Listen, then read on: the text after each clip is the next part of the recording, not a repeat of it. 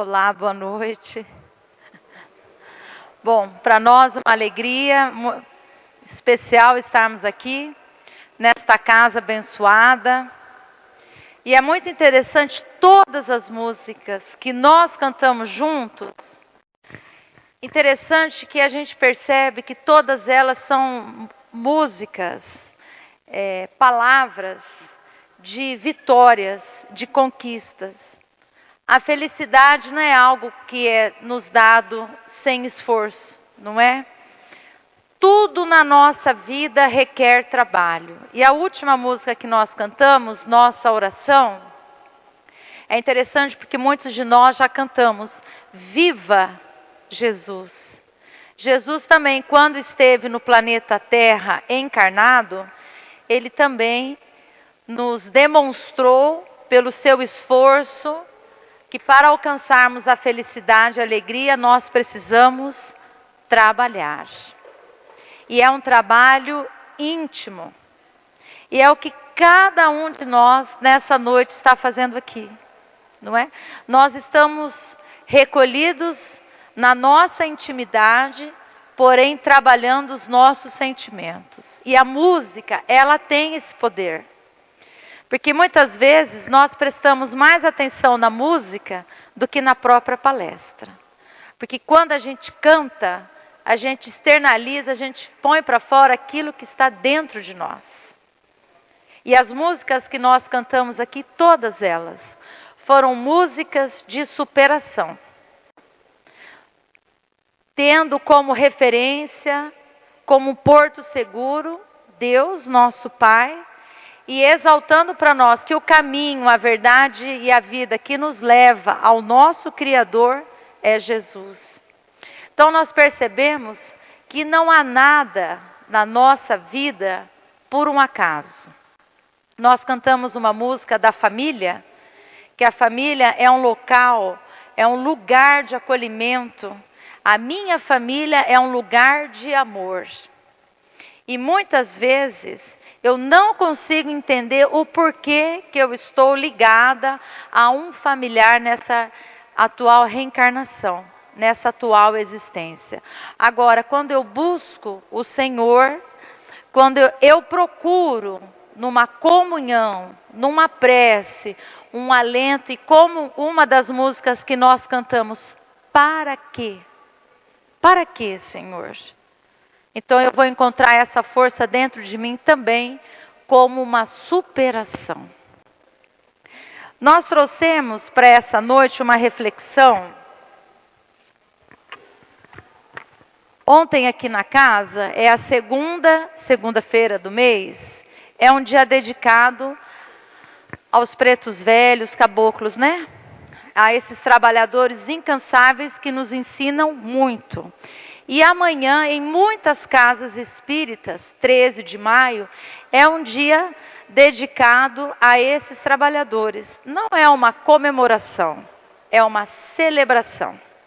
É uma exaltação desses trabalhadores incansáveis que demonstram para nós o esforço íntimo, a força de superação que eles tiveram, e muitos nos atendem e nos chamam a atenção a forma como eu os enxergo. Despertando em nós o preconceito que ainda há em mim. Muito interessante. E aí no livro Sabedoria de Preto Velho, de Robson Pinheiro, ele nos traz a seguinte reflexão: desapego. Somos como as folhas de uma grande árvore. Quando o vento passa, nos leva para onde a força da vida indicar. Todos nós somos espíritos. Todos nós somos imortais. Estamos temporariamente revestidos num corpo físico. Mas, daqui a um tempo, desencarnaremos. E voltaremos à nossa vida verdadeira, que é no plano espiritual. Nós não temos cor, não temos raça, nem bandeira que limite a nossa ação.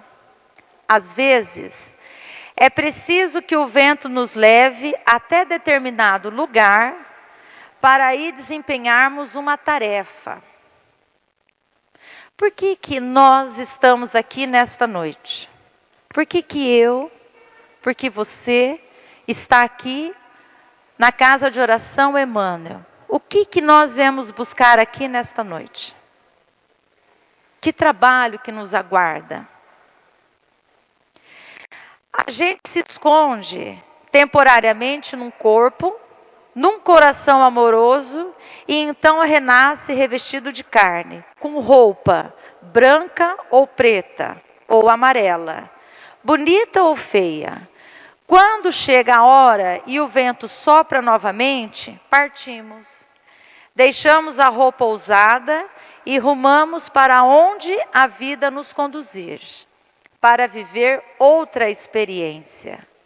Em nossa viagem pelo mundo, só possuímos, na verdade, aquilo que doamos, que oferecemos à vida e que levaremos conosco: o amor, as virtudes, o bom caráter. E aí tem uma mensagem de André Luiz, lá no livro Nosso Lar, da psicografia de Chico Xavier, que ele nos fala assim: quando Deus nos chama a algum lugar, nesta noite aqui, quando Deus nos chama a algum lugar, é porque lá está nos aguardando alguma tarefa, algum trabalho. Basta que tenhamos sentimentos despertos para perceber o que nos aguarda. O que você espera da sua vinda hoje aqui no Centro Espírita Emmanuel? Eu espero a cura. Eu espero o alívio das minhas angústias. Eu espero um alento, que a espiritualidade neste momento me envolva, me proteja, me abençoe, para que eu tenha forças e quando retornar para minha casa, com os meus familiares, eu mantenha essa serenidade, essa certeza, essa comunhão. Mas isso, para que eu coloque em prática, eu primeiro preciso acreditar. Eu preciso entender que a espiritualidade faz a parte dela. 50%. Metade sou eu que tenho que fazer. Não é? Porque Jesus nos fala assim: eis que estou à porta e bato. Essa porta só abre de dentro para fora. Tanto que ele vai nos falar assim: se me amais, ele nos dá a condição. Se me amais e observar as leis de Deus, né, enviarei outro Consolador prometido. Então Jesus nos dá a condição, mas é do meu querer. Vinde a mim, vós que estáis cansado. O que é isso? É o movimento da vida, nós irmos em busca. Por isso que todas as músicas que nós cantamos aqui, a gente vê um movimento de irmos, de sairmos da onde estamos. Às vezes eu estou numa condição, eu estou passando por uma situação de sofrimento, de dor, de incompreensão e de ingratidão. Para eu superar, eu preciso me movimentar. E é assim em tudo na nossa vida. Para eu superar uma dor, para eu superar uma perda, para eu conviver com determinadas situações da vida, inclusive da presença de algum familiar onde eu não consigo entender o porquê, eu preciso ir em busca de algo que me alente, que me ampare, que me dê forças, não é? E isso também é na dor, é numa enfermidade, é numa doença. Nós precisamos ir em busca do tratamento, da cura, do remédio. Eu preciso me alimentar de coisas que deem sentido e significado para aquilo que eu estou fazendo. E Jesus, ele nos fala assim, está lá no Evangelho de Mateus, no capítulo 24. Porque as injustiças, as iniquidades aumentarão, o amor de muitos se esfriará. Olha que interessante. E nós convivemos hoje com histórias, né, muito cruéis, muito violentas. A intolerância, a falta de paciência, o domínio, né, de quem é mais forte. A gente se depara com noticiários assim que muitas vezes a gente fica indignado. E é o que Jesus fala. Devido a isso, o amor de muitos se esfriará. Como está o seu amor perante o seu próximo, o seu semelhante? Como está o seu amor com o Pai Criador? Porque isso faz diferença. Inclusive para o nosso tratamento. Porque mesmo se eu estou aqui agora, com meu pensamento distante, eu estou aguardando o tratamento. E nós já estamos sendo tratados. Quando nós cantamos Eu Navegarei, né, no oceano, a gente vê assim uma entrega. A gente canta com o coração. Então a gente percebe assim que vem do alto energias, o amparo, né? O eflúvio salutar que nos renova. Mas eu preciso acreditar. Eu preciso estar conectada. Eu preciso estar em comunhão. Mas não somente nesses momentos. É assim durante o dia, a noite. É interessante porque Madre Teresa, quando ela foi entrevistada, o repórter pergunta para ela assim: Madre, qual o momento do dia que a senhora reza? Ela fala assim: meu filho, eu quando me deito, eu falo assim: obrigada, Senhor, por tudo. Todas as minhas ações durante o dia são precedidas por uma prece. Eu peço para Deus para que me oriente, para que guie as minhas atitudes em tudo que eu faço. E olha que tem muitas vezes que eu peço para Deus e Ele não atende naquilo que eu pedi. É diferente, mas tudo bem. Porque eu sei que o plano do Senhor é maior do que o meu. Há um propósito. O que é isso? É comunhão. Não somente em alguns momentos do dia, mas em tudo que ela fazia. Ela tinha essa entrega, essa confiança. Nós vamos ver isso também em Maria de Nazaré. E vemos isso em outros expoentes da doutrina espírita. Chico Xavier, Divaldo, você. Você já pediu para Deus?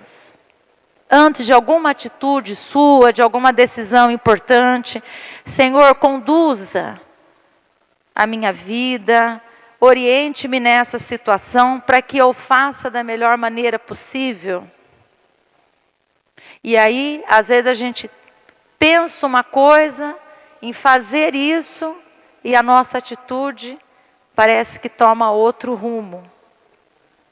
Se eu tenho essa comunhão com o Pai, eu confio que Ele tem algo maior para mim. Que o propósito dEle é bem maior do que o meu. Sabe por quê? Porque Ele é nosso Criador. Quando Jesus vem ao planeta Terra, Jesus não fica falando que Deus é assim, que Deus é desse jeito. Tá. Ele nos ensina, e até hoje, né? A nossa comunhão com o Pai. Então a nossa postura, amar ao próximo como a si mesmo, fazer ao próximo o que gostaria que vos fizesse, reconcilia-te com o teu adversário enquanto está com ele na caminhada. Esses são os conselhos, as orientações que Jesus nos passa. Para quê? Para que a nossa comunhão com Deus seja efetivamente e verdadeira, concreta. Para que eu o sinta amada pelo Pai. E não julgada ou condenada. Porque se eu cometi débitos na lei divina, não é Deus que vai me julgar. Porque Deus é justo. Deus é soberanamente justo e bom. E pelo seu amor infinito e misericordioso, eu tenho que reparar essa lei. Porque todas as imperfeições, está lá no livro Seu Inferno, né, de Allan Kardec. Todas as imperfeições que eu tenho, geram em mim um sofrimento. Então, o meu amor está esfriando. Eu estou desacreditando nas coisas que eu estou fazendo. Isso é bom para mim? O que vai gerar em mim? Um sofrimento.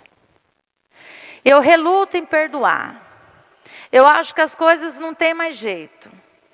Tenho uma atitude pessimista perante a vida. O que isso gera em mim? Um sofrimento. Aí eu venho na casa de oração, seja espírita, católica, evangélica, adventista, seja qual for. Aí eu quero um milagre que aconteça em mim. Mas espera lá. Mas e o meu pensamento? Porque nós vamos aprender que a mudança ocorre primeiramente no pensamento. E como é difícil, né? Nós mudarmos é muito difícil. Porque às vezes a gente está numa situação e você fala, não, eu não vou ter mais essa atitude.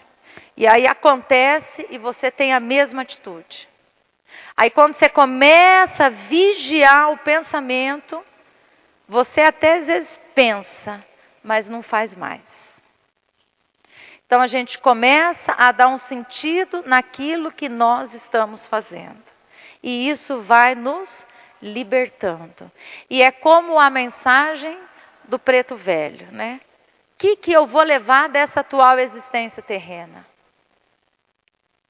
Das pessoas que passaram na sua vida já desencarnadas, o que elas deixaram na sua vida?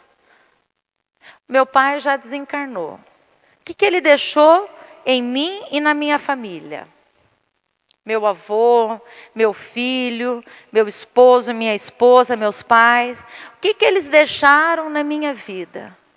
Eu tenho mágoa? O que isso gera em mim? Não gera um sofrimento? De que maneira eu posso reparar? Perdoando. Ah, mas já desencarnou, como eu faço isso? Orando, pedindo. É o que nós cantamos aqui. Nada na nossa vida acontece por um acaso. E quando a gente desperta para as coisas que acontecem, para as situações que eu estou envolvida, para as pessoas que eu estou ligada, eu começo a perceber o motivo, o porquê. Talvez eu não entenda plenamente, mas eu consigo perceber que em determinadas situações eu preciso mudar o meu comportamento. Porque se o outro me faz mal, o mal não é reparado com o mal. A gente aprende isso com Deus. Está lá no livro Os Mensageiros, né? Deus não se utiliza da violência, Deus se utiliza do tempo. O tempo é um patrimônio divino educativo. E quando a gente desperta para isso, eu aproveito o tempo. Eu dou um sentido e significado. Inclusive para aqui e agora. Para nós estarmos aqui agora. É uma oportunidade que nós temos de estarmos em comunhão com o Pai. Eu estou aproveitando esse tempo? Porque eu deixei a minha casa para que... Nós deixamos a nossa casa para estarmos aqui nessa noite. A espiritualidade já está aqui também. Todos nós temos um compromisso. Eu estou fazendo o meu compromisso? Porque a espiritualidade está fazendo a dela. E tem horário, hein? Tem disciplina. Determinado horário eles vão atender em outros locais. Por quê? Porque trabalham. Olha que interessante. Então não é a hora que eu quero. Ah, eu vou depois. Não, depois eu dou. Não. A gente não canta lá na música do Legião Urbana, disciplina é liberdade. Eu não quero ser livre? Para eu ser livre, eu preciso de compromissos, disciplina e responsabilidade. Eu não quero uma eficácia do tratamento, então eu tenho que me ater aos itens que é passado para eu seguir.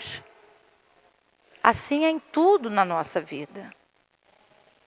Senão eu fico um adulto meio inconsequente, meio infantilizado, achando que eu posso fazer tudo na hora que eu quero, porque a espiritualidade vai me atender na hora que eu quero, e não é assim.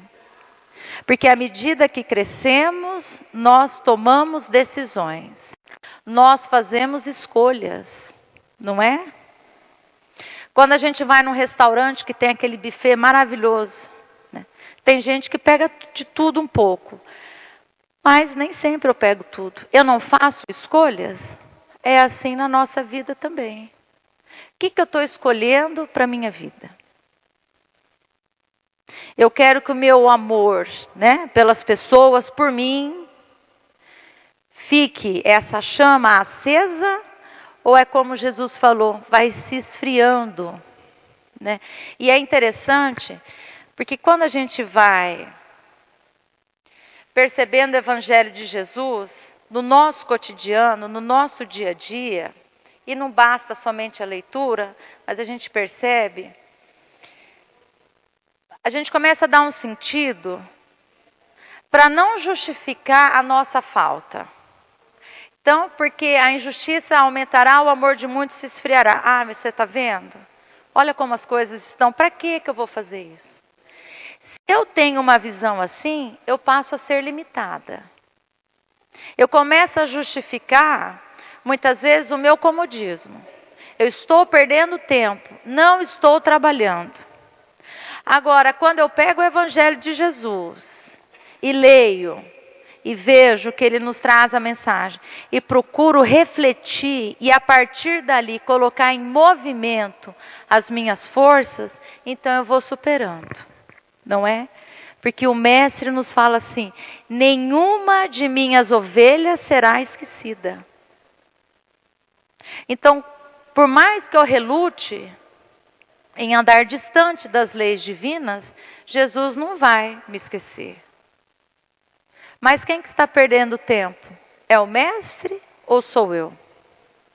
E nós estamos num tempo, nós vivemos a transição planetária, né, já desde alguns anos, onde nós somos chamados para fazermos as coisas. Não podemos mais falar assim, eu vou aguardar, não, futuramente eu faço. Não é mais assim. O mundo está numa rotação mais rápida. Tudo parece que é mais rápido, né? A gente já estamos, hoje é 12 de maio. Estamos quase na metade do ano. E o que eu fiz até agora? A quem eu busquei? O tratamento que eu estou fazendo está surtindo efeito? Eu estou vigilante naquilo que eu me proponho a fazer? Isso é aproveitar o tempo. E ninguém pode fazer por nós. Tem certas coisas que somente nós podemos fazer por nós mesmos. Nós recebemos o auxílio, inclusive da espiritualidade, dos médiuns. Mas eu preciso trabalhar em mim também. É essa a mensagem que os pretos velhos nos trazem. Eles que foram presos, ficavam, né, em cativeiros, trabalhando, eram discriminados, nunca se entregaram. Sempre traziam para as pessoas uma história de superação. E por isso, né, não por um acaso, que amanhã também se comemora o dia de Nossa Senhora de Fátima. Então nós vamos vendo que tudo na natureza, tudo na vida se encadeia. A lei divina é solidária. Ninguém age sozinho.